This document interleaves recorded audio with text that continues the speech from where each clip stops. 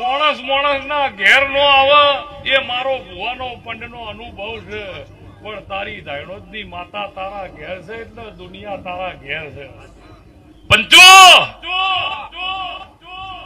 દુનિયા જહુ તારી હાજર છે, તારો દાડો ઘેર છે એટલે ઘડીએ પડી વસ્તીના કેમેરા તારા હોમું છે. નકર આખો જોજે માં હારી ના જવું તું એવી હોર રાખજે, આખી દુનિયા પડતી મેલીને એક તને બાદ પીડી છે.